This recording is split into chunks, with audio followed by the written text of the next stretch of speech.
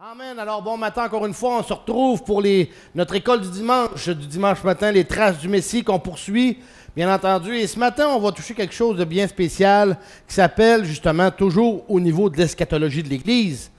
Bien, ce matin, on va regarder en deux parties, bien entendu, le trône de jugement du Messie.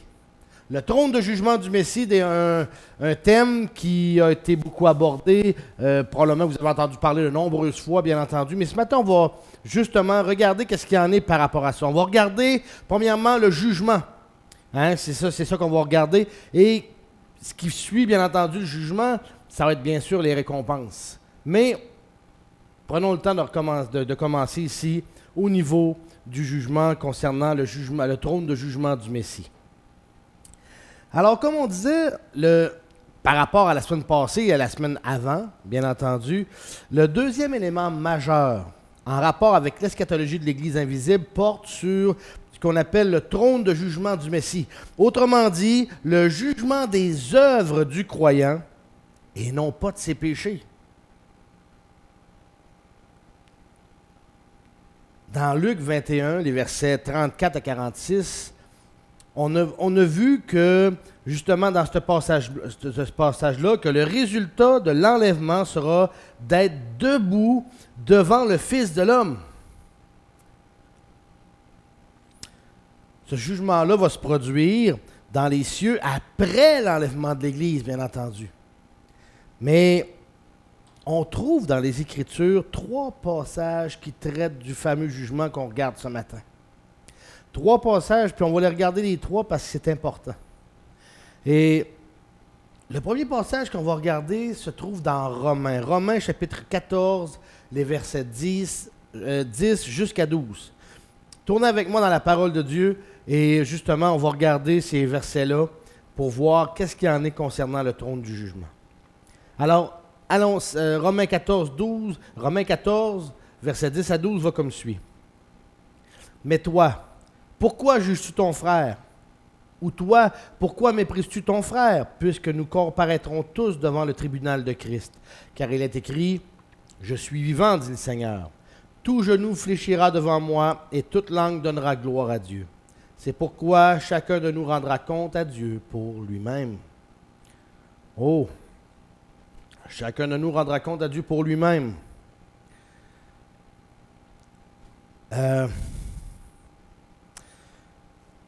Ce fameux passage de Romains 14, Paul ne fait que mentionner ici qu'un tel jugement va se produire. Alors on peut en être au clair concernant le fait que ça va se produire à un moment donné. Paul en fait mention dans Romains 14. Un autre passage maintenant. Le deuxième passage qui établit le fondement concernant le jugement des œuvres du croyant, c'est 2 Corinthiens 5.10. Tournez dans 2 Corinthiens 5.10 tous, car on va le lire. Ça dit ceci. Verset 10, « Car il nous faut tous comparaître devant le tribunal de Christ, afin que chacun reçoive selon le bien ou le mal qu'il aura fait, étant en son corps. » Le fondement de ce jugement-là repose sur les actions du croyant accomplies dans le corps du Messie. Ce ne sont pas les péchés du croyant qui vont être jugés, étant donné que ça a déjà été accompli pour toujours à la croix. Et que maintenant, comme Romains 8.1 nous dit, il n'y a maintenant aucune condamnation pour ceux qui sont en Jésus-Christ. Amen. Alors, il n'est pas question du jugement des péchés du croyant ici, mais de la récompense pour les œuvres des croyants. C'est très différent. Très différent.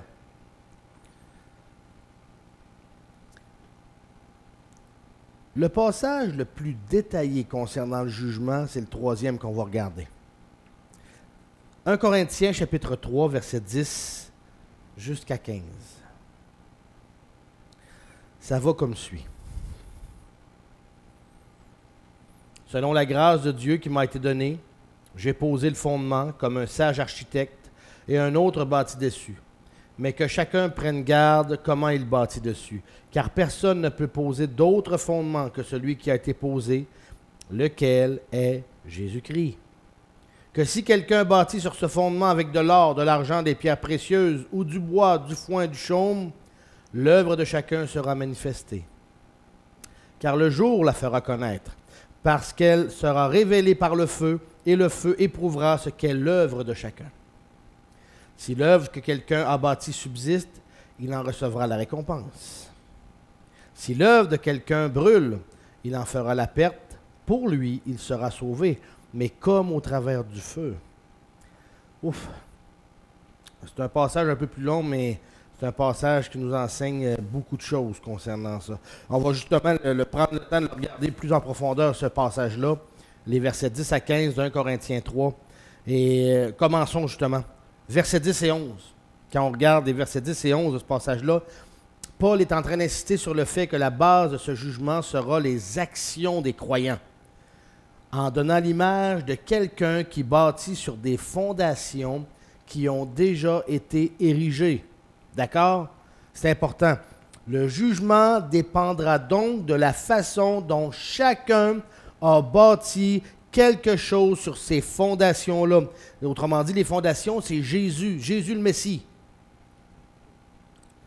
Le verset 12, un peu plus loin, le verset 12, il dit « Il est possible de déduire que ce jugement ne sera pas en fonction de la quantité de nos œuvres, mais bien plutôt sur la qualité de nos œuvres. » Justement parce que la question ne sera pas de savoir combien d'or, d'argent ou de pierres précieuses, ou de bois, de foin ou de chaume, mais plutôt s'il s'agit bien d'or, d'argent et de pierres précieuses, ou s'il s'agit de bois, de foin et de chaume. Alors la qualité des œuvres l'emportera sur la quantité. Sur la quantité, c'est important ça. Ce jugement reposera sur le fait de savoir si le croyant a accompli ou non la volonté de Dieu. Important. Si un croyant suit la volonté de Dieu, obéit à ses commandements, accomplit le ministère pour lequel il a reçu ses dons spirituels, on peut alors dire qu'il bâtit sur la fondation avec de l'or, de l'argent et des pierres précieuses. Mais s'il délaisse ces choses-là, il bâtit avec du foin, du bois, du foin et du chaume. Alors, bien que les péchés ne soient pas concernés par ce jugement-là, ils ont tout de même une importance indirecte. D'accord? Parce que lorsqu'un croyant vit dans un état où il ne confesse pas ses péchés, il construit avec du bois, du foin et du chaume, au lieu de se servir d'or, d'argent et de pierres précieuses. Alors, les conséquences d'une vie dans le péché sont graves pour le croyant et dureront 1000 années. Ils vont durer 1000 ans. On va voir ça dans les prochaines semaines, pourquoi que je dis ça actuellement. Continuons maintenant dans notre passage. Allons au verset 13 de 1 Corinthiens, justement, verset 3, le chapitre 3, verset 13.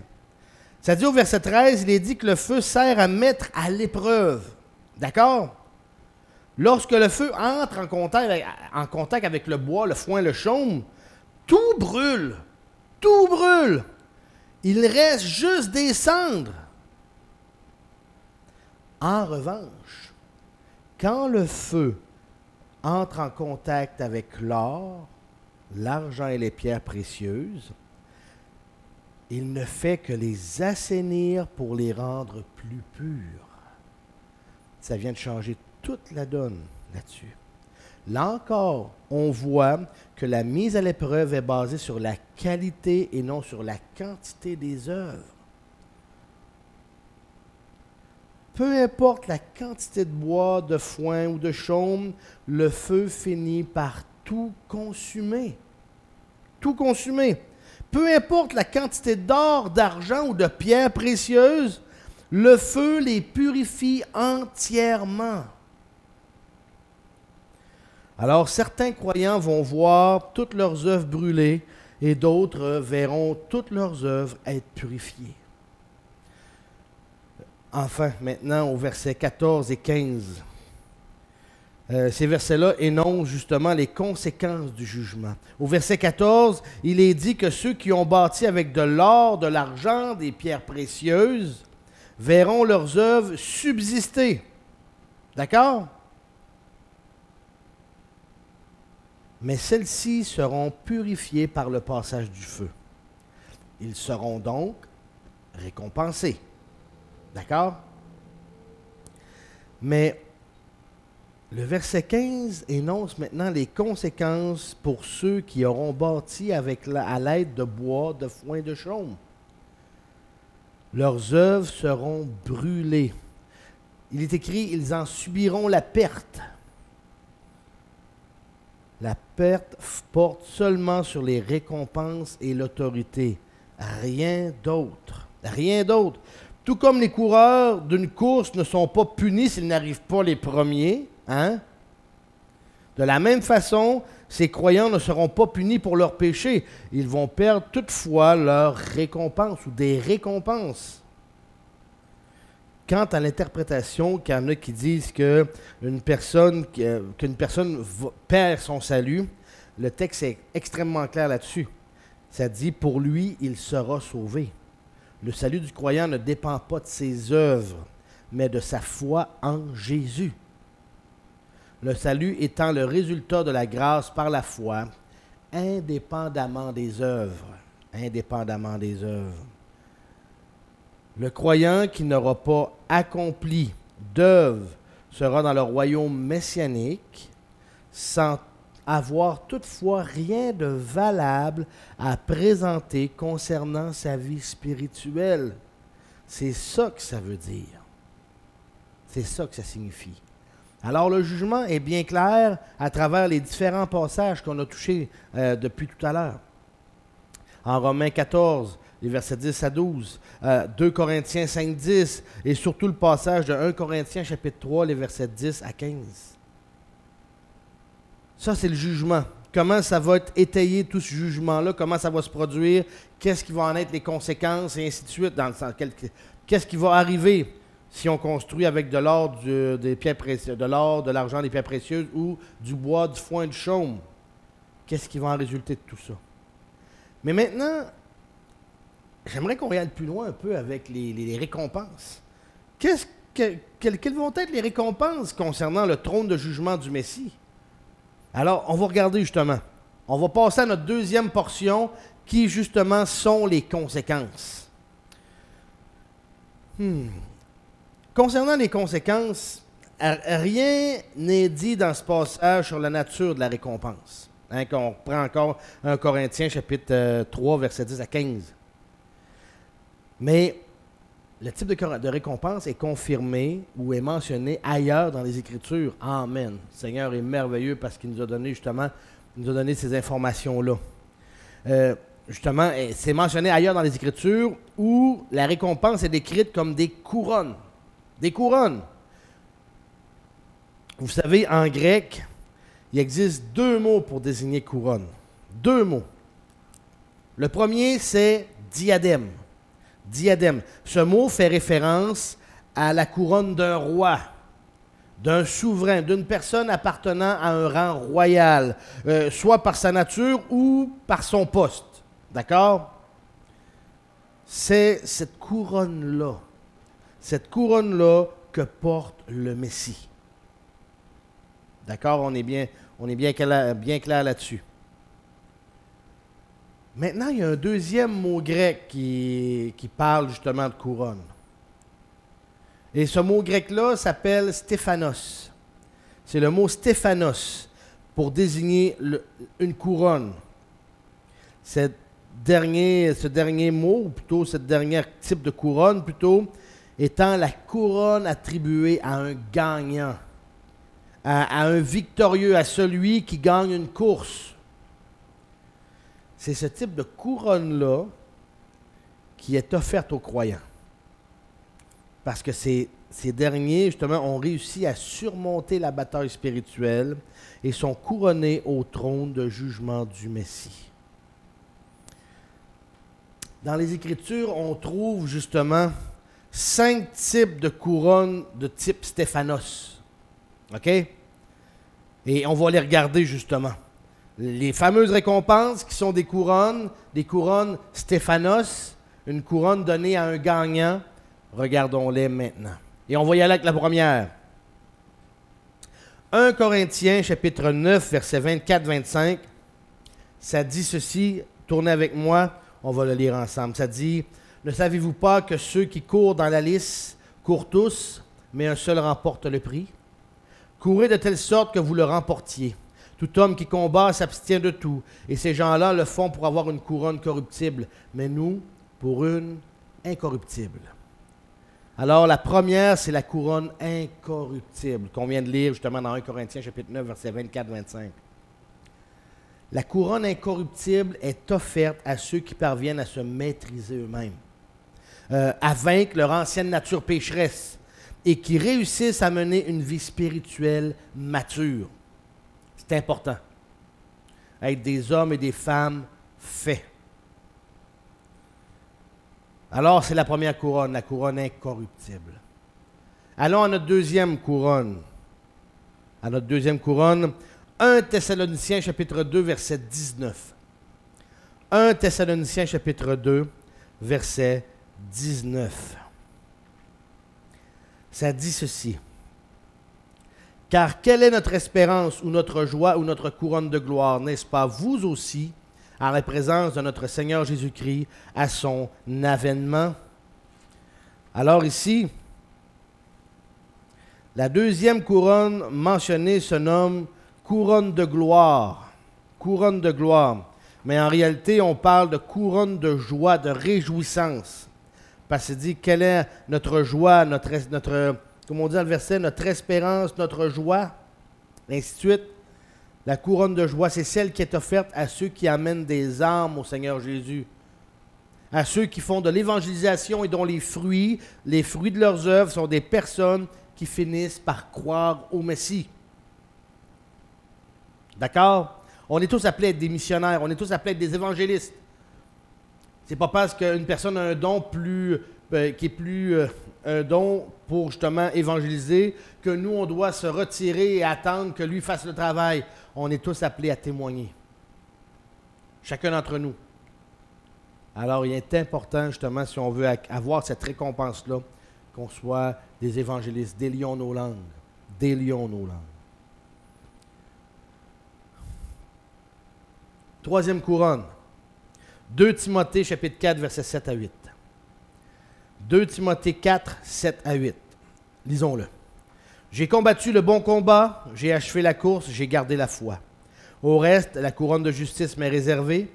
Le Seigneur, le juste juge, me la donnera en ce jour-là, non seulement à moi, mais encore à tous ceux qui auront aimé son avènement. » La couronne de justice. La couronne de justice. C'est la couronne qui est destinée à ceux qui ont su préserver leur foi, aussi bien sur le plan doctrinal que moral, et ce, malgré les circonstances. Cette couronne est offerte à ceux qui auront aimé son avènement, à ceux qui ont hâte de voir le retour du Messie. Ce qui est possible lorsque nous avons des doctrines solides et une foi persistante.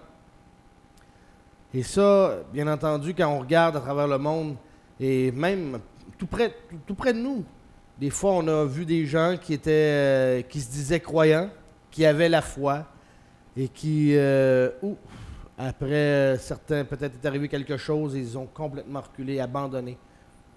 Leur foi n'a pas persisté. Leur foi n'a pas persisté.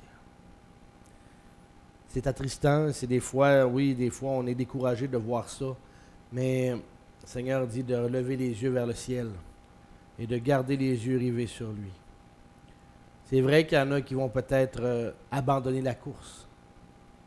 Mais allons-nous être comme Paul quand il dit « J'ai combattu le bon combat, j'ai achevé la course, j'ai gardé la foi ».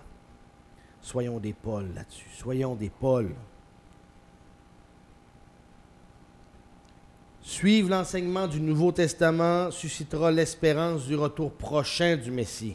Ceux qui auront cette espérance mériteront la couronne de justice. Amen. Amen. Quatrième couronne maintenant. Quatrième couronne. Jacques chapitre 1 verset 12. Jacques 1, 12. Lisons-le maintenant. Jacques chapitre 1 verset 12. Ça dit ceci. Heureux est l'homme qui endure la tentation, car après avoir été éprouvé, il recevra la couronne de vie que le Seigneur a promise à ceux qui l'aiment. Wow! Donc, la couronne qui est destinée à ceux qui supportent de dures épreuves. Heureux est l'homme qui endure la tentation, car après avoir été éprouvé, il recevra la couronne de vie que le Seigneur a promise à ceux qui l'aiment. Wow! Même dans Apocalypse 2.10, je vais en faire la lecture, je suis déjà rendu, ça dit ceci, il est dit, ça dit, ne crains pas ce que tu vas souffrir, voici le diable jettera quelques-uns de vous en prison, afin que vous soyez éprouvés, et vous aurez une tribulation de 10 jours. Sois fidèle jusqu'à la mort, et je te donnerai la couronne de vie. Voyez-vous, l'épreuve, éprouvé. Alors, dans Apocalypse 2.10, c'est la même chose. Il est dit que cette couronne-là est destinée à ceux qui auront souffert à cause de leur foi. À cause de leur foi. Wow! Allons-y avec notre cinquième et dernière couronne pour ce matin. La cinquième et dernière couronne mentionnée dans les Écritures, c'est la couronne de gloire ici. Et voyez bien dans 1 Pierre chapitre 5, les versets 2 à 4. 1 Pierre 5, les versets 2 à 4 va comme suit. Ça dit, « Paissez le troupeau de Dieu qui est au milieu de vous, veillant sur lui, non par contrainte, mais volontairement, non pour un gain honteux, mais par affection, non comme ayant la domination sur les héritages du Seigneur, mais en étant les modèles du troupeau. Et lorsque le souverain pasteur paraîtra, vous remporterez la couronne incorruptible de gloire. » Wow! La couronne incorruptible de gloire. Cette couronne est offerte à ceux qui nourriront fidèlement le troupeau de Dieu. Elle est méritée par les pasteurs, les anciens, ceux qui nourrissent le troupeau à l'aide du lait et de la viande de la parole de Dieu. Et pas toutes sortes de doctrines ou de psychologie mondaine, pas toutes sortes de nourriture avariée qui viennent du monde, mais bien entendu de la parole de Dieu. Alors, pasteur, ancien, frère qui enseigne, frère qui nourrit le troupeau, fais attention avec quoi tu les nourris. Fais attention avec quoi tu les nourris. Nourris-les avec la parole de Dieu. Amen. Alors, c'est important, ça. Il est possible qu'il existe d'autres couronnes. Hein, on en a vu 5 ce matin. Il est possible qu'il en existe d'autres. Mais ce sont là les seuls qui sont mentionnés dans la Bible, les 5 que nous avons vus. Alors, il existe donc au moins 5 couronnes, méritées par ceux qui auront accompli des actions bâties avec de l'or, de l'argent et des pierres précieuses. Et ces couronnes-là, ces couronnes qui sont des récompenses serviront à déterminer, écoutez bien, le degré d'autorité des croyants pendant le royaume messianique et non pendant l'ordre éternel. C'est important de faire la différence. Vous allez voir dans les semaines qui s'en viennent des choses, et surtout lorsque nous aborderons plus tard le royaume messianique, vous allez voir l'importance de ce que je viens de dire ici, là. Parce que pendant l'ordre éternel, autrement dit, complètement au bout, là, après le millénium, quand justement, après le millénium, Satan aura été envoyé dans les temps de feu pour l'éternité, et ainsi de suite, et l'ordre éternel avec la Nouvelle Jérusalem, et ainsi de suite, les nouveaux cieux, nouvelles terres, tout ça, là. OK, l'ordre éternel. Tous les croyants seront égaux, ce qui n'est pas le cas du temps du royaume messianique, où chaque croyant aura un poste d'autorité différent. C'est ce dont il est question dans la parabole qui est racontée dans Luc 19, 11 à 27. Je vais la lire, mais ce passage-là, mais on ne le traitera pas, c'est tout simplement pour vous donner, on pourrait dire, le passage en question. Donc, ça dit Luc 19,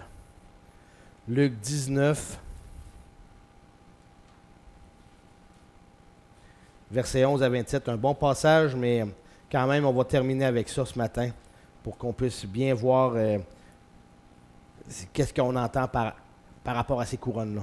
Luc 19, 11 à 27 va comme suit. Comme ils écoutaient ce discours, Jésus continuait en proposant une parabole parce qu'il était près de Jérusalem et qu'il croyait que le royaume de Dieu allait paraître bientôt. Il dit donc, un homme de grande naissance s'en alla dans un pays éloigné pour prendre possession d'un royaume et s'en revenir ensuite. Et ayant appelé 10 de ses serviteurs, il leur donna 10 marcs d'argent. Il leur dit, faites-les valoir jusqu'à ce que je revienne. Mais les gens de son pays le haïssaient. Ils envoyèrent une ambassade après lui pour dire, nous ne voulons pas que celui-ci règne sur nous. Il arriva donc, lorsqu'il fut de retour après avoir pris possession du royaume, qu'il commanda qu'on fît venir ses serviteurs, auxquels il avait donné de l'argent pour savoir combien chacun l'avait fait valoir.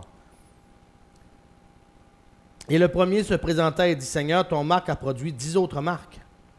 Et il lui dit, c'est bien, bon serviteur, parce que tu as été fidèle en peu de choses, tu auras le gouvernement de 10 villes. Et le second vint et dit, Seigneur, ton marc a produit 5 autres marques. Et il dit aussi à celui-ci, et toi, commande à 5 villes. Un autre vint et dit, Seigneur, voici ton marc que j'ai gardé, enveloppé dans un linge, car je te craignais, parce que tu es un homme sévère, tu prends où tu n'as rien mis, et tu moissonnes où tu n'as point semé.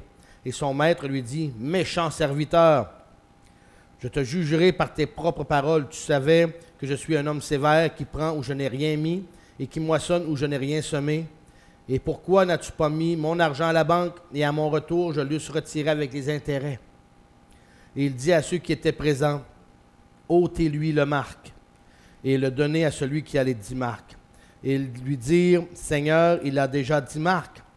Je vous dis qu'on donnera à quiconque a, mais à celui qui n'a pas, on ôtera même ce qu'il a. Quant à mes ennemis qui n'ont pas voulu que je régnasse sur eux, emmenez-les ici et égorgez-les en ma présence. Ouh. Après avoir eu dit cela, Jésus s'en alla plus avant, montant à Jérusalem. C'est dur, mais c'est la parole de Dieu. Alors, on vient de cerner le trône du jugement du Messie, là où après l'enlèvement, les chrétiens vont passer, pas pour perdre leur salut, pour les récompenses. Et on a vu c'est quoi les récompenses que les chrétiens auront. Alors, frères et sœurs, ne restez pas oisifs, travaillez pour le Seigneur, œuvrez, car voici ce qui s'en vient pour vous. Ça nous concerne, chacun de ceux qui ont reçu Jésus-Christ comme Seigneur et Sauveur de leur vie. On va prier. Père éternel, on est devant toi ce matin. Béni sois-tu, Seigneur grand Dieu. Je te prie que tu puisses encore une fois diriger nos cœurs. Aide-nous à bien comprendre et à bien cerner ce que sont les récompenses et que tu puisses être glorifié dans l'œuvre que nous faisons pour ta gloire. On t'aime, Seigneur. Au nom de ton Fils Jésus qu'on te le demande. Amen.